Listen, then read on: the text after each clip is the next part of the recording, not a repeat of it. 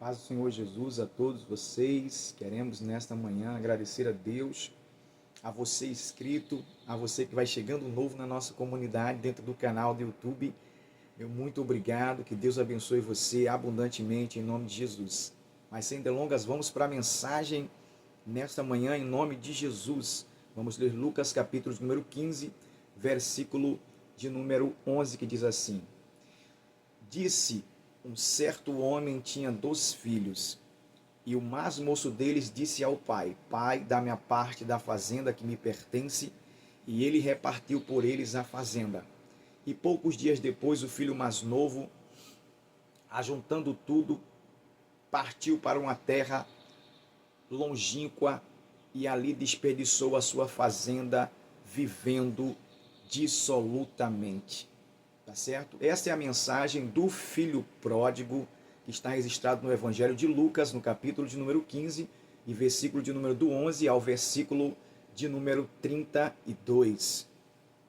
Nós lemos apenas os primeiros versículos desse texto, como você confere no vídeo. Mas hoje nós vamos falar sobre o filho pródigo. Bem, olhando o texto e fazendo uma análise dentro dele apurada, nós conseguimos entender que este homem, do qual Jesus cita que tinha 2 filhos, era um homem que tinha posses, era um homem que era propriamente um fazendeiro, porque ele tem bastante terras em seu nome, ele tem bastante hectares, como a gente vai ver o texto vai ser claro em dizer que ele repartiu a fazenda. Então esse homem, logicamente, ele é um fazendeiro, e ele tem 2 filhos, o primogênito e o seu segundo filho, que é o filho que lhe dá profunda dor de cabeça diante da parábola contada pelo mestre por nome de Jesus.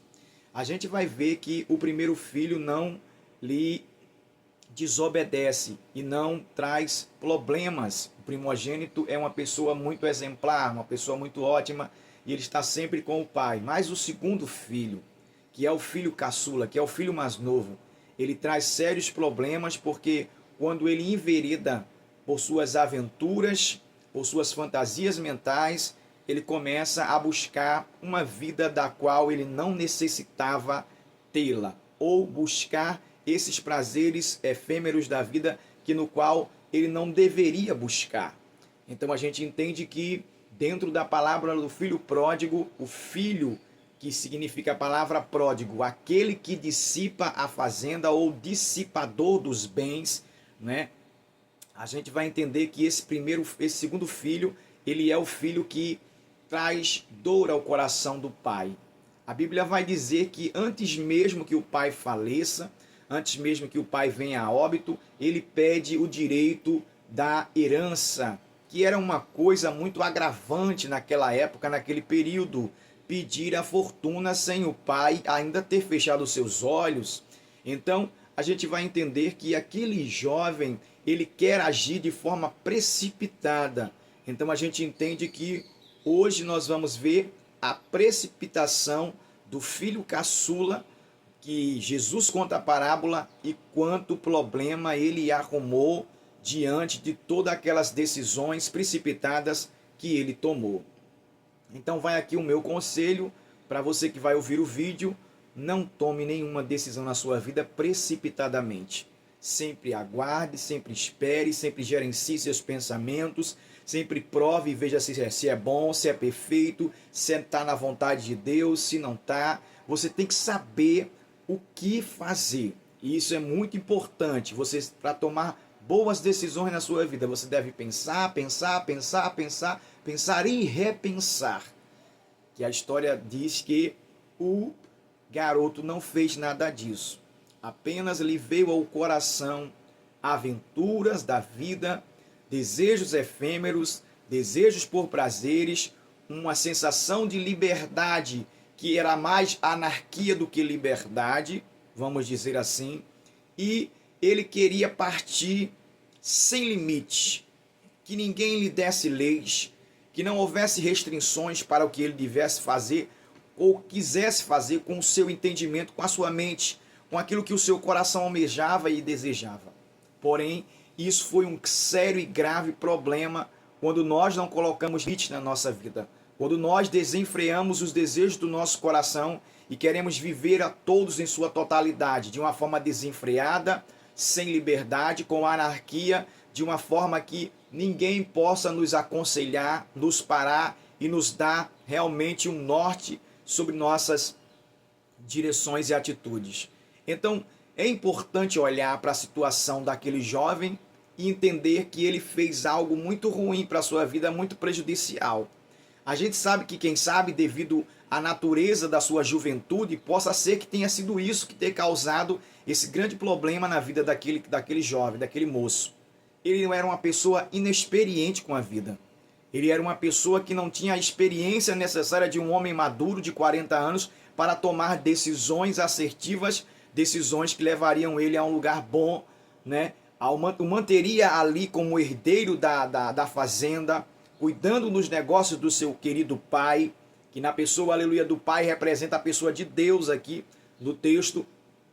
E ele cuidando das coisas de Deus, administrando bem a obra de Deus, fazendo tudo conforme a vontade do Senhor, conforme o apóstolo Paulo disse, fazendo o que é bom, perfeito e agradável a Deus. Então ele levaria uma vida vitoriosa, cheia de abastança, com o amor do Pai, com a esperança ali nos braços do Pai, com o aconchego do Pai, com uma vida rica como ele era, né? Com nome, com respeito, com responsabilidade, com limites, com obrigações, como representante daquela família, com o seu anel de brasão de família, né? De fazendeiro, conforme a história. Então, aquele garoto, ele deixou toda a riqueza que ele tinha, toda a fonte de sabedoria, toda a fonte de prazer real e verdadeiro do qual ele necessitava para ser uma pessoa feliz. Ele deixou os conselhos de seu pai, que eram conselhos de vida, né, e de paz para seus dias, que lhe trariam longevidade, lhe traziam sucesso, prosperidade e uma vida abastada, porque eles já eram abastantemente, financeiramente bem, uma vida totalmente boa, cheia de regalia. A Bíblia diz que eles tinham servos que trabalhavam para eles dentro da fazenda. E detalhe, todos os servos eram tratados humanamente, de uma forma que eles tinham abundância de pão. Sabe o que quer dizer isso? Que o pai daquele filho, ele assalariava todos os seus servos com uma boa remuneração, de forma que eles tinham um bom salário, aquilo que era justo, que dava para eles viverem, que dava para eles terem o lazer com as suas famílias, que dava para eles viverem uma vida satisfatória e não saírem ali do convívio, né, do seu senhor fazendeiro. E todos eles ficaram ali. Você não vai ver Jesus contar um momento sequer uma revolta de algum servo, não vai haver nenhum problema com os trabalhadores daquele senhor. Todos eles obedeciam ao seu senhor fazendeiro e tinham abundância de pão. Eram prósperos também, como a fazenda assim prosperava. Então, nós vamos entender que Jesus, ele focou a rebeldia do filho, do segundo filho. Veja que uma vida de rebeldia e de rebelião trouxe vários problemas para aquele moço. Ele converte todos os hectares de terra que ele recebe, que estava no testamento, que lhe eram de direito, em dinheiro com os banqueiros. E ele enche, não é, quem sabe, as malas de dinheiro. E aí ele vai querer realizar os desejos do seu coração, as aventuras, as fantasias, viver uma vida sem limite, sem proibição, como eu falei, levar uma vida totalmente cheia de desvario, de loucura e longe da presença do Pai, que era mais importante e fundamental para o seu crescimento, para o seu amadurecimento e para gerar nele a cada dia melhor, como já estava sendo gerado em alguns anos atrás, mas dar continuidade à geração de um caráter, né, um caráter certo, um caráter correto, um caráter de uma pessoa justa, de uma pessoa que levaria as coisas a sério, seria responsável. Nós só vamos ver isso acontecer depois dos acidentes dele, depois dos problemas dele, depois que ele perde todo o dinheiro, depois que ele tem toda uma tragédia na sua vida financeira e ele começa agora a padecer necessidade, então nós vamos ver um filho entendendo o que devia ser realmente valorizado, o que devia realmente ser de alto valor de estima para ele.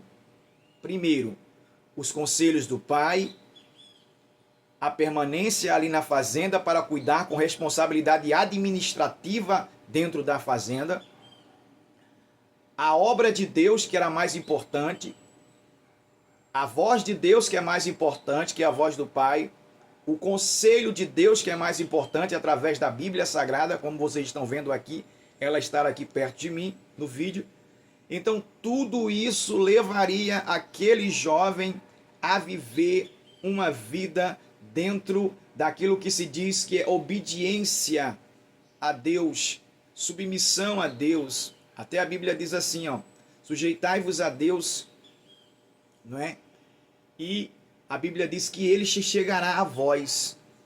Então é nossa sujeição para com Deus, é nossa sujeição dentro da palavra, é nossa sujeição dentro da obediência à Escritura Sagrada que faz Deus se aproximar de nós e nós nos aproximarmos dele. Então a gente vai ver que o filho, ele precisava muito fazer isso. Só que ele fez o contrário, totalmente o contrário. Em uma vida de desobediência, em uma vida de entrega às paixões, às fantasias mentais da sua vida, em uma vida entregue, não é, aquilo que a gente conhece hoje, estudado como hedonismo, que era uma vida sem regras, que deveria experimentar todos os prazeres que havia no mundo, principalmente os prazeres da carne, que estão relacionados com a palavra que eu falei aqui do hedonismo. Então, todo o prazer, toda a luxúria, todos os pecados que aquele jovem iria gozar em um momento de um pouco de tempo, porque o gozo do pecado, né, a Bíblia diz que o gozo do pecado é temporário, levaria aquele jovem a se destruir totalmente em todas as áreas da sua vida. Então isso é muito importante nós atentarmos para o conselho de Deus conforme a Escritura. A Bíblia diz que o temor do Senhor é o princípio da sabedoria. E a ciência do santo, diz também o escritor aos Provérbios. Então, nós devemos temer a Deus. Nós devemos respeitar a Deus. E o homem que respeita a Deus, a Bíblia diz que é feliz, é abençoado na terra. A Bíblia diz, para que te vá bem, para que seja feliz, para que tenha alimento, para que seja próspero. Feliz será e te irá bem, diz a palavra, aquele que teme ao Senhor e guarda os seus mandamentos. Então, por isso que é importante temer a Deus, guardar o mandamento, examinar a Escritura e praticá-la, não só lê-la, nem só ditá-la para outras pessoas, mas se esforçar intensamente para vivê-la, para realizar, sim, a vontade do Pai na sua vida. Então, todo o praticante da palavra realiza a vontade de Deus em sua vida. Todo discípulo de Jesus que pratica a palavra, ele vive sobre dentro dos termos da obediência a Deus, e Deus tem um amor profundo por ele, porque vai cuidar dele e entende que ele o ama, porque o amor da gente revelado para Deus é a nossa obediência para com ele dentro de sua palavra. Então a gente vai entender que o filho, ele começa agora a ir para um país distante, como diz o texto, e lá ele começa a desperdiçar todo o dinheiro dele de forma irresponsavelmente. Foi tão irresponsável que ele deu festas e mais festas, ele foi anfitrião de grandes festas, conforme a gente entende no texto, também se valendo também de prostitutas ou de meretrizes, como diz a Bíblia, e de forma que os prazeres, as orgias e o dinheiro e a luxúria tomou conta do mundo daquele jovem por um espaço de tempo na sua vida. Foi suficientemente para destruir toda a quantia de dinheiro que ele estava com ela. Foi suficientemente para destruir ele não só financeiramente, mas também espiritualmente. Foi suficiente para deixar ele no zero, na lama, no fundo do poço.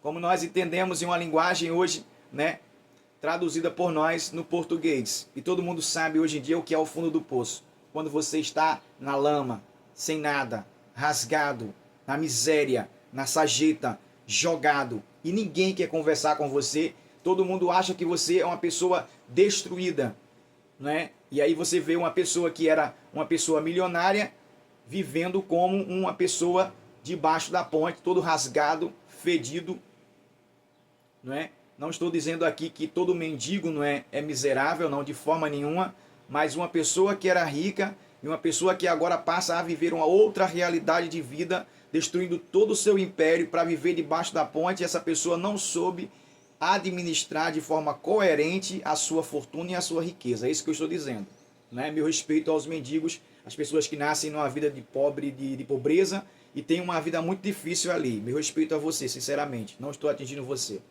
Mas a Bíblia vai dizer que o jovem, ele,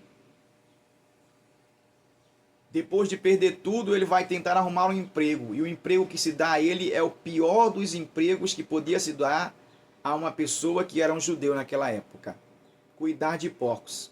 Os porcos eram, né, dentro da lei, considerados imundos, e os judeus não tinham o hábito de cuidar de porcos e nem criar porcos. É o que diz a cultura judaica e hebraica da época. Eles cuidavam de ovelhas. Era comum ter gado, ovelha, mas não porcos. Camelos, como Jó e outros mais, não porcos. Então, a história vai dizer que o jovem para em um lugar onde ele vai ter que ficar em uma pocica, cuidando de porcos, e desejava ele, com tanta fome que ele estava no seu estômago, ingerir o alimento, as alfarrobas, as bolotas que os porcos comiam ali.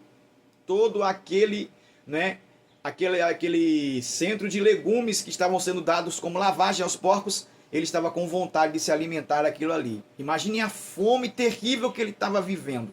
Imagine a necessidade extrema que ele chegou. Então, a gente vai entender que dentro dessas circunstâncias que foram causadas por ele mesmo, ele chegou a ter uma crise existencial em que a fome tomou conta dele e ele desejava comer algo que era dado aos porcos. A situação era muito precária. A condição que ele estava vivendo era terrível. Alguém que era riquíssimo, alguém que era herdeiro de fazenda, alguém que era um homem milionário, agora vivendo uma situação daquela. Você imagina? Você consegue pensar, entender? Então, Jesus vai dizer que depois que ele viu toda a desgraça e a miséria a qual ele tinha se mantido e se afundado ali, então a mente dele desperta com sabedoria para aquilo que era realmente o que era necessário para se fazer, para se retornar, para se reconduzir, para tomar o caminho de volta e voltar para a sua verdadeira fortuna, sua verdadeira herança, porque nada estava acabado, ainda já havia jeito e havia chance para se receber novamente todas as coisas que se havia perdido novamente. E isso nós falamos do amor de Deus, que é um amor incondicional. Deus é aquele que restitui, não lança em rosto. Ele é aquele que abraça-nos como filho, perdoa os nossos pecados e nos dá uma nova chance, uma nova oportunidade. Essa pessoa é Deus. Então, Deus ele fez, né? Ficou, conforme a parábola registra, esperando todo o tempo, na sua longanimidade de Deus, pelo aquele filho, para que ele se arrependesse das suas atitudes e se voltasse novamente para o caminho e voltasse a viver uma vida justa, santa, de agradar ao Pai. A gente vai ver que quando ele vem no caminho, retornando de volta, ele vem pensando na mente e ele vem dizendo assim: quantos trabalhadores de meu pai têm abundância de pão e eu aqui pereço de fome? Eu vou levantar, eu vou ter com meu pai, eu vou dizer a ele que eu pequei contra o céu e perante ele. E vou dizer que não sou digno de ser chamado mais um filho, mas eu quero ao menos ser um trabalhador lá na fazenda, que não falta pão, que tem tudo, que tem roupa, que tem veste, que é bem sustentado, que é feliz, que é alegre, que trabalha com satisfação e com prazer e com alegria para o pai. Então ele volta, pensando que o pai não iria recebê-lo por causa de toda a sua malcriação e desobediência e rebeldia, sua infantilidade, quando jovem, o coração dele realmente tinha pregado uma peça de engano a ele profunda. Então a gente vai ver ele retornando e o pai avistando ele de longe. E ele está profundamente arrependido. Ele sabia que todo o causador da destruição de tudo que ele tinha perdido era ele mesmo. Ele tinha plena consciência de que ele era a pessoa errada e de que era por causa dele que tudo aquilo ruim estava acontecendo na vida dele. Então o arrependimento, ele faz a gente rever os nossos conceitos. O arrependimento, ele muda o nosso pensamento interior. O arrependimento, ele faz a gente cair, né, em si, em sanidade, em voltar a pensar de forma correta e coerente. Então o arrependimento falou mais alto, foi lá e começou agora como um juiz julgando aquele jovem na mente, dizendo a ele: você está errado e você deve voltar, e você deve se voltar e reconciliar com o Pai. Você deve pedir perdão, você deve se humilhar, você deve se manter diante do Pai de uma forma que ele possa entender o quanto você sabe que agora você é o próprio culpado de tudo que aconteceu com você. Então, quando aquele jovem ele vai caminhando, o arrependimento vai gerando nele, né? A Bíblia diz que, Romanos diz que a justiça, né, do arrependimento gera, né, a justiça de Deus para a operação da salvação. E foi isso que acontecia na mente, no entendimento daquele jovem. Ele estava arrependido, era a justiça de Deus na mente dele, e ele estava sendo arrependido porque ele seria novamente salvo. O arrependimento era necessário, e o arrependimento não é remorso, não é sentimentos de remorsos. Não é dizer assim: eu não vou fazer e fazer de novo. Não, é assim: eu não vou fazer e não quero fazer nunca mais. Isso é o arrependimento.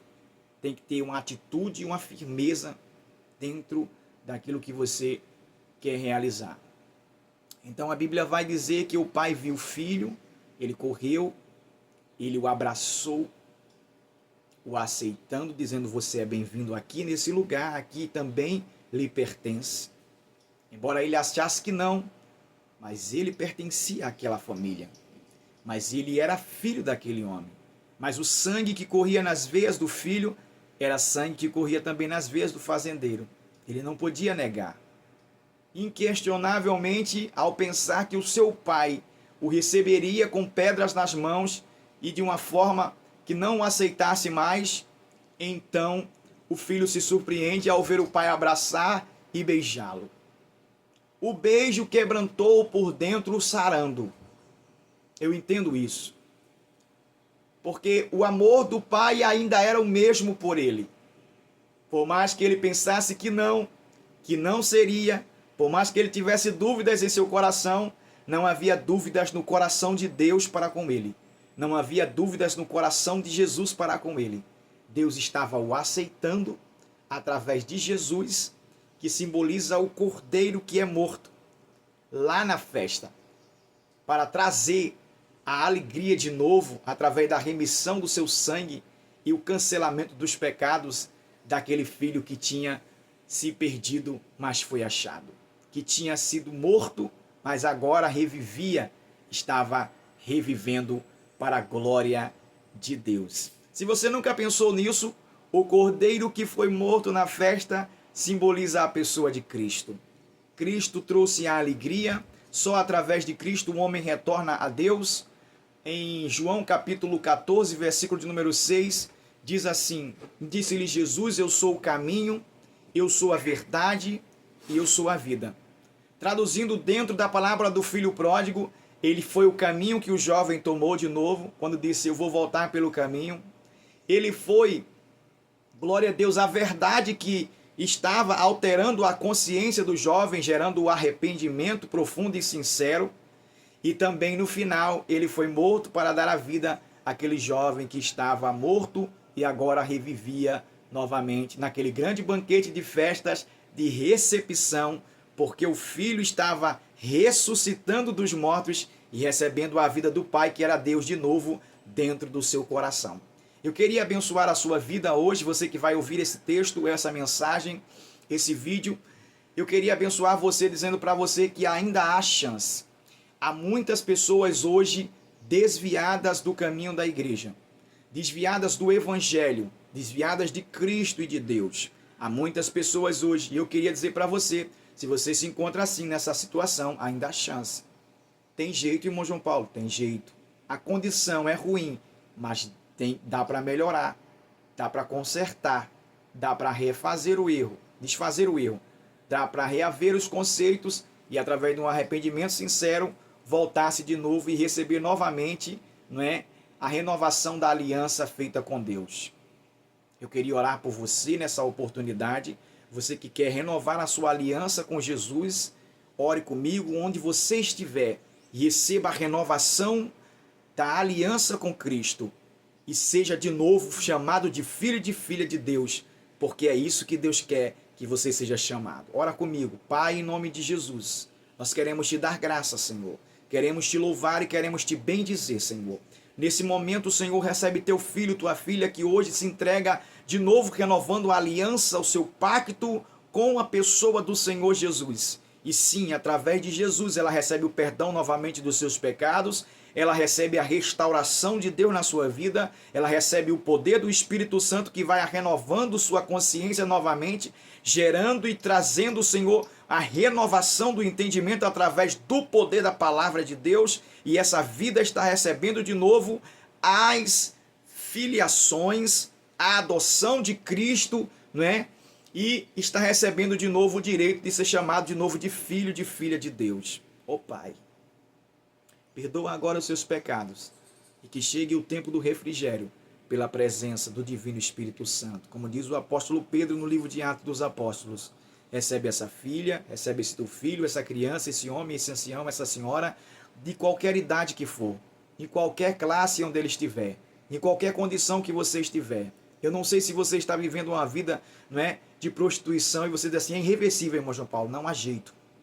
Não sei se você está vivendo uma vida, não é, dentro de vícios, né, de entorpecentes, de drogas, de tantas coisas. Há jeito para mim, irmão João Paulo? Há jeito sim. Você está no fundo do poço, mas existe uma realidade e só Jesus Cristo pode dar jeito. Tirar todo esse mal que lhe acometeu e trazer você de volta à sanidade mental e viver uma vida de paz na presença de Cristo e de Deus. Eu oro pela sua vida para que você encontre Jesus como Senhor, como caminho, como verdadeira verdade que liberta, e Ele trará toda a mudança necessária através do poder do Espírito Santo, a sua mente, a sua consciência, e você será uma nova criatura, um novo ser, um filho, uma filha de Deus, através de Cristo Jesus, pela fé nele. Que Deus abençoe, que Deus ajude, que Deus possa, né, lhe proporcionar alegria, salvação. Esse canal é um canal que transmite salvação. Esse canal é um canal feito para transmitir a verdade de Cristo através, né, da palavra de Deus. Esse canal é o caminho também, é um dos caminhos, né, porque anunciamos o Jesus que é o caminho para todos aqueles que creem com fé e recebem Jesus Cristo como Senhor e Salvador da sua vida. Eu quero agradecer a todos os novos inscritos. Eu quero agradecer a todos que têm chegado e aderido à nossa comunidade. Que a salvação de Deus repouse sobre a sua casa, sobre a sua família, trazendo a grande bênção de Deus, que é a vida de seu Filho Jesus dentro de nós, dentro de mim e dentro de você. Fiquem todos com Deus e a paz do Senhor a todos.